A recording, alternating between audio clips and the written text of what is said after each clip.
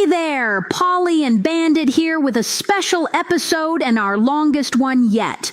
Listen, faith is often described as the quiet internal compass that guides us through the loudest storms. It is not merely a feeling of optimism, but a profound orientation of the soul, a decision to trust in the character of God when the circumstances of life seem to contradict His promises.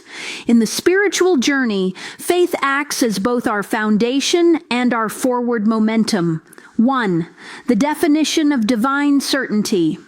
True faith begins where our physical senses reach their limit.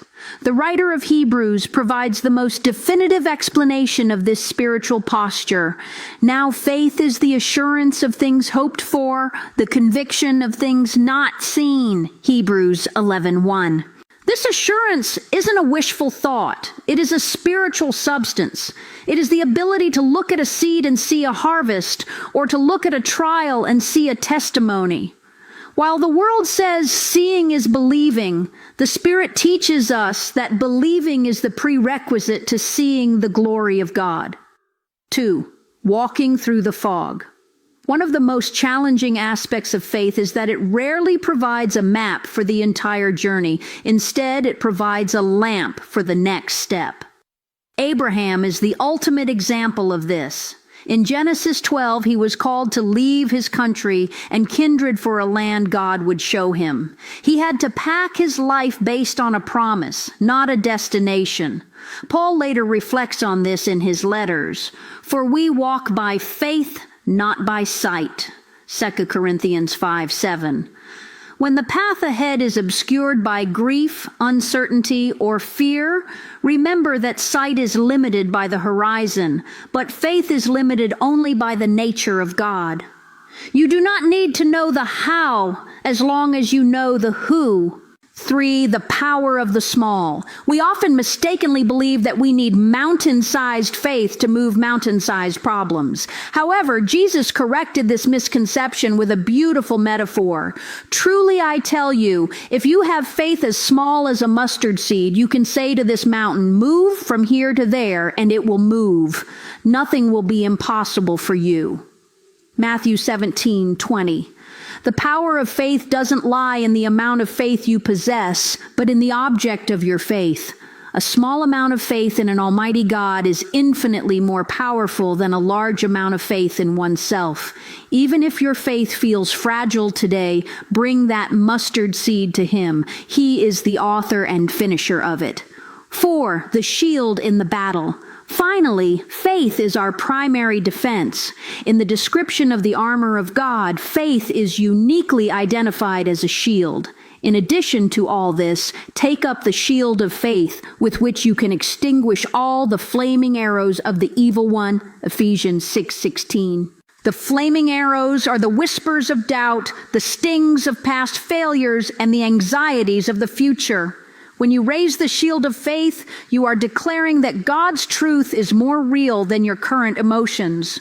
If you are in a season of waiting or a season of struggle, take heart. Faith is a muscle that grows stronger through resistance.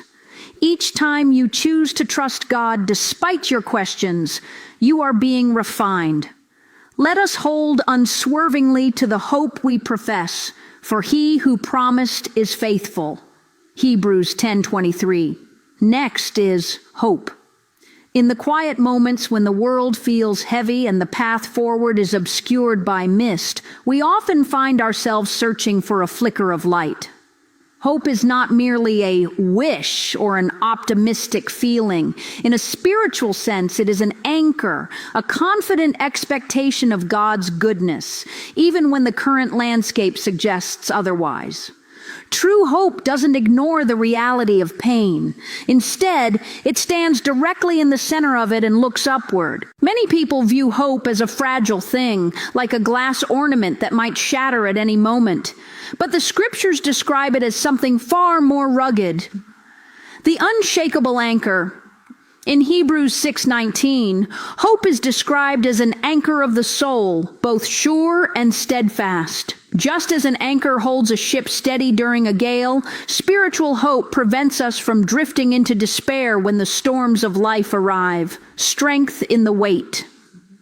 We often think of waiting as a passive, frustrating experience.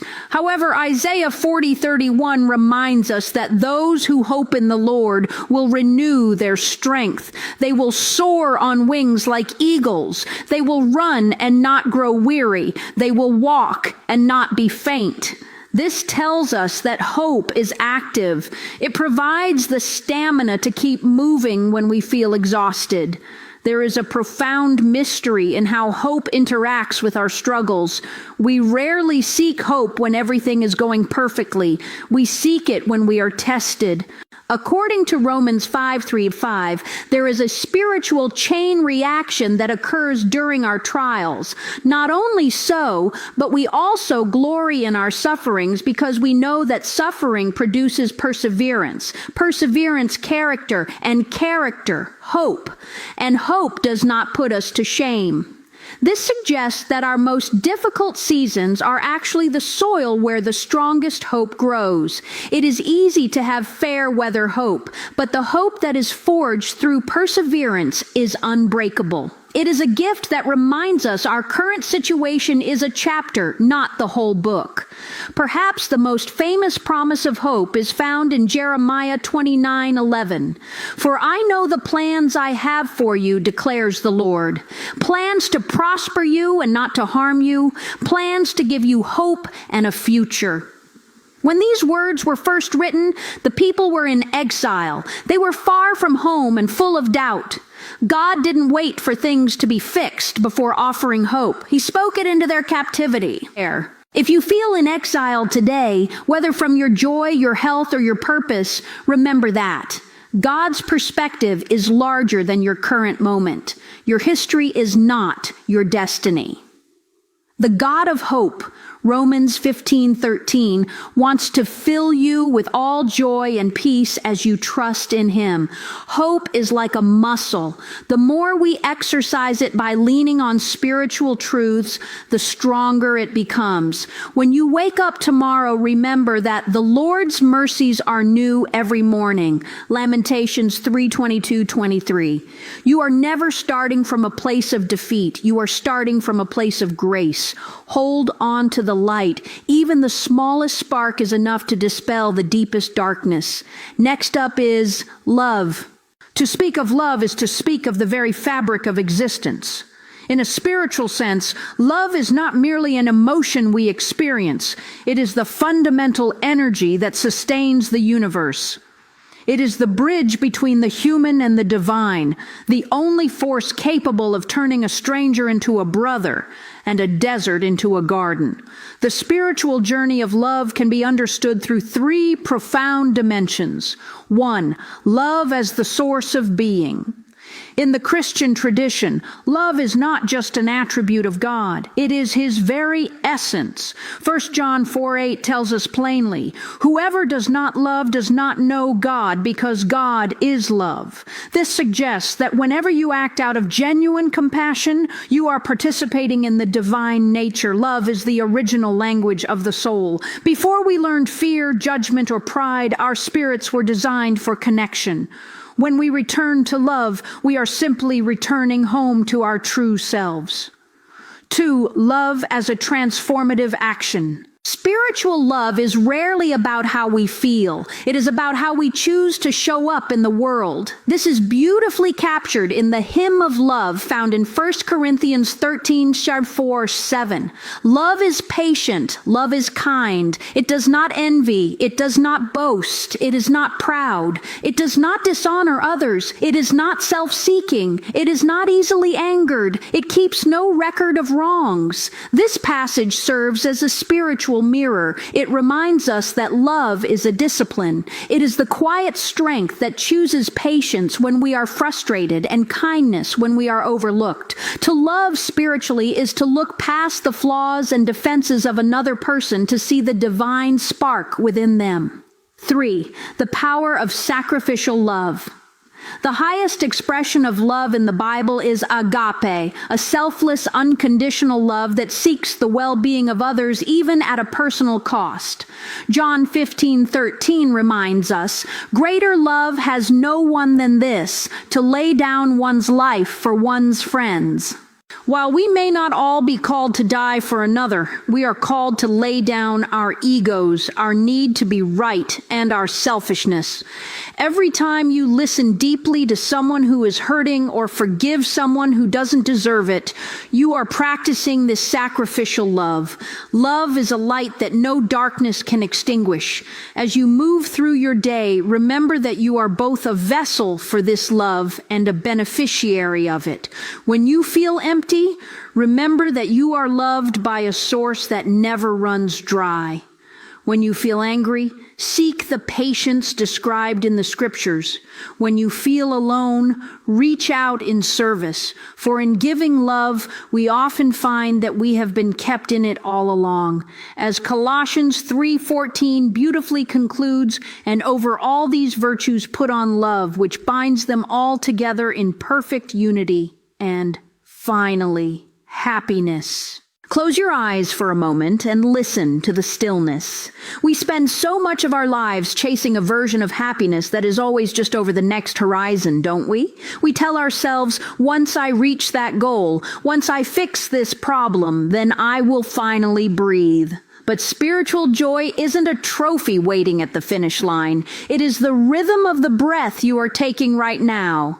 Think of the Apostle Paul. He didn't write about joy while sitting in a garden of roses. He wrote about it from the cold dampness of a prison cell. He said, I have learned to be content whatever the circumstances. That is a profound mystery, isn't it? It tells us that happiness isn't a reaction to what is happening around us, but a reflection of what is happening within us. It is the peace that passes all understanding. When the world feels heavy, we often forget that we aren't meant to carry the weight of the universe on our own shoulders.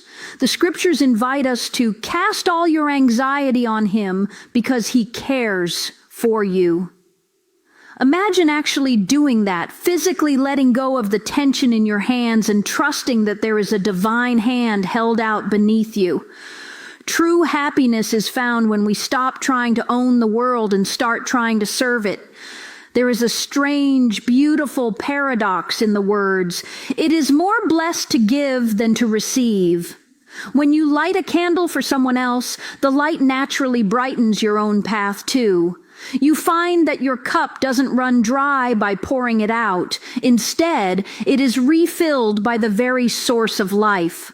So today, don't look for happiness in the someday. Look for it in the now. Look for it in the grace that sustains you, the hope that refuses to die, and the love that surrounds you even when you feel alone. Remember the promise in the Psalms. Weeping may stay for the night, but rejoicing comes in the morning. Your morning is coming. Your joy is rooted in something eternal, something unshakable, and something that loves you beyond measure. Remember, you are loved. You are whole. You are alive. I love you, and we'll talk to y'all later. Go make someone smile.